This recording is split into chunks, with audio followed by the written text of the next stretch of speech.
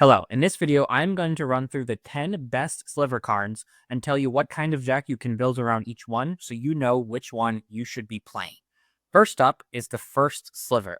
It has the ability with Cascade, and all of your other Sliver spells have Cascade. It's an explosive value engine. Literally every single Sliver casts another spell, which if it's another Sliver, can just continue that chain through most of your deck with the right curve. You want to play the First Sliver when you want big, flashy, cascade-like turns, get storm value chains. It's very chaotic, but super powerful. Next up is the Sliver Overlord. It can tutor any Sliver for 3 mana or steal Slivers from your opponents or just changelings from your opponents. It's extremely consistent because you can fetch the right Sliver for any board state. It's very powerful against other Kindred deck if you like to steal their creatures and they're playing changelings. You want to play Overlord if you want toolbox flexibility and reliable access to key combo pieces like the Sliver Queen and Mana Echoes that we'll get into later. But this is the most stable Sliver option because it's super consistent if you want a formulated game plan every time. Next up is Sliver Gravemother. It has the ability that gives all of your Slivers Encore. You can exile them from your graveyard to make token copies. The strength of this commander is it has built-in recursion. You can play this card and your other Slivers from the graveyard, and it has excellent resilience against removal-heavy metas. You want to play this one if you want a graveyard-focused Sliver deck with strong recursion instead of just pure speed and some resiliency in like a really heavy board-white meta. Next is Sliver Hivelord. It gives all of your Slivers indestructible, which is a great thing to have in the command zone. The strength would be that it makes your armies really hard to remove.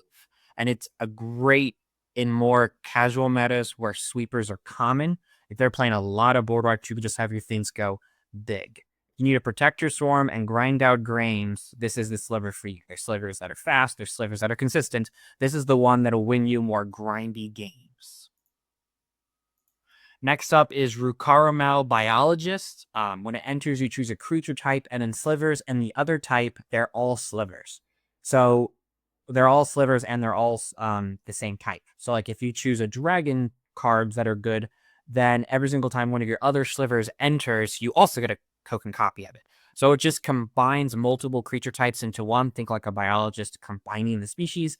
And this is good if you want not so much of a consistent game, but some more interesting gameplay than just playing, oh, my Slivers get +1/+1. Oh, my Slivers have visions. Oh, my Slivers have haste. You can just combine other things that other kindred types are good at and take advantage of those with the buffing abilities of your Slivers. Next up is Sliver Queen. It makes 1/1 Sliver tokens for 2 mana. It's a self-contained infinite combo engine with cards like Mana Echoes, Ashnod's Altar, or Training Grounds. Creates go-wide armies without needing other Slivers to be dependent on. You want to play the Sliver Queen. It's the best choice if you want to lean into combo/token production, just having a multitude of Slivers and having the engine of your deck being your command zone rather than get the right tutor toolbox toolkit. That's your deck. You just have the combo piece as you start every game. You might choose Morophon if you just want to empty your hand onto the battlefield quickly. Cards like Sliver Legion, which is a great commander, the next one we'll talk about, will just be 0 mana with Morophon. So if you can't really choose between having a specific commander, you could just have this one and play all of the great Slivers, and then they all get a little bit of a buff. But the 1 blue, 1 red, 1 black Slivers are just free. Sliver Legion and most of the other Sliver Legends we've talked about would just be free. So this is a potential option if you can't choose between any of them. Next up is Sliver Legion. Its ability gives all of your Slivers an Anthem effect, +1/+1 for each other Sliver. And this is the ones you control and the ones on your opponent's battlefield. So if they have changelings on their side, this is the best straight-up combat finisher. It turns just a few Slivers into lethal threats. You'd want to play this one if you want to play more aggressive, go-wide, Kindred break beatdown decks without leaning heavily on combo. So if you just want to beat through raw combat, Sliver Legion is a great way to do that. Next up is Duskana, the Rage Mother. This one takes all of the Slivers that are 2/2s and gives them +3/+3. And there's a lot of Slivers that just happen to be 2/2s. And that makes them all 5/5s before they get their other buffs that slivers just give themselves.